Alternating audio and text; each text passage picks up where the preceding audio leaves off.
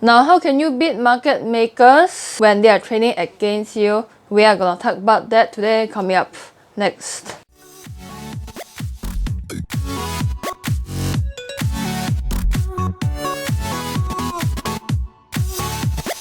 Try to avoid trading when the market is volatile. For example, interest rate announcement by Fed, by central banks. Because highly volatile markets, it gives brokers an opportunity to catch fish to eat tonight. Because the thing is, the more volatile the markets are, the easier it is for brokers to slip you. Now, how much the brokers slip you depends on many different things, but the main thing is it depends on how volatile the market is. They can slip you by 5 pips, by up to 40 pips. And add this with re-quoting you. Stupid things like slow fills.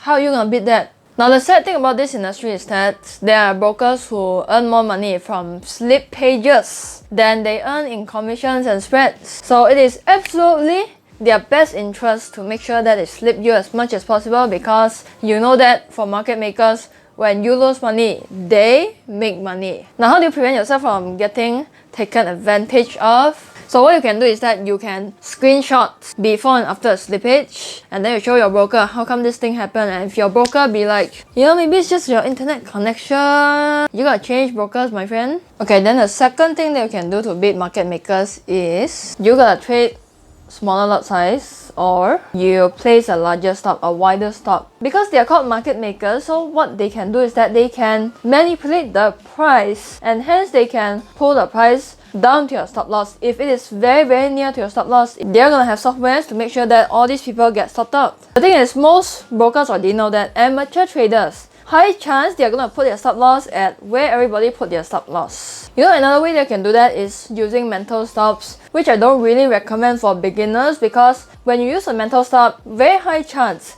you're going to cut your losses based on emotions. When you start to cut loss, when the pain is too much, probably it's already too late. But if your stop is being hit very often, it doesn't always mean that, because my broker sucks shit. It can be because you don't have a proven strategy. Now, the third way that you can prevent market makers from making you bankrupt: trade long term. This is also a reason why I don't scout the market, because it just doesn't make sense when it comes to productivity. It gives you so much stress. Trade long-term strategies. By long-term, I don't mean 2 to 3 hours. You want to reduce your stress tremendously, you gotta do the swing trades, position trades. Now, sometimes your day trades can become swing trades. When you trade long-term, brokers will not have the advantage to stop you out, and also because for longer term traders, they would tend to have a larger stop loss as compared to, for example, like a scalper, example like a day trader. And the fourth thing, now this is what a lot of retail traders they don't do, is to learn the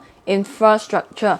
Who has a conflict of interest with you? Which type of broker has a conflict of interest with you? In any industry in this world, there are people who are just stupid, idiotic. All they want is just make money. They don't care about their customers. They don't care about anything, okay? I'm just here to make money. I'm not here to make friends. Understand what I'm saying? So way too many retail traders, beginner retail traders, they just come into the Forex trading business and then pick a broker just based on, for example, low cost. You need to know what's the agenda of each of the market participants. What companies here for? How do they participate in the Forex market? Do they speculate, or do they just hedge with futures? What do central banks do? What do brokers do? What do STP do? What do ECN do? What do market makers do? How do they conduct their business? Those are very important. Now, fifth final way that you can prevent brokers from killing you is to make sure that you do your due diligence. Like I said, a lot of traders, they don't bother to do this because you know why? Like I said, they're just here to make money. They learn a couple of calculations, learn a couple of indicators, then they think they can trade. This is how retail traders think.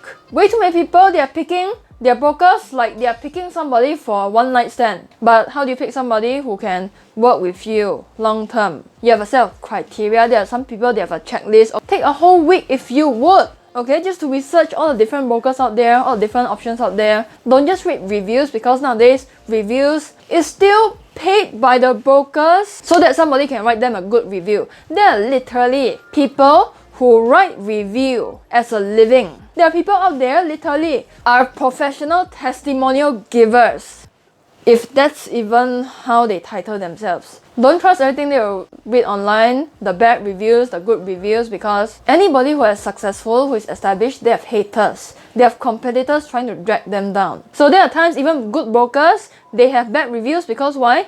Their competitors just hate the fact that, you know, you are winning. I'm gonna make sure that you get killed by me tonight. Test their withdrawal speed. If they give you your money back real quick, maybe like within 1 to 2 days, that's really good. I know some brokers who give you your money back within 1 hour, which is really good. Also test the execution. Do you get filled immediately or do you get filled after a few seconds? I've tried some brokers, they fill me after 10 seconds. I'm like, anytime soon now.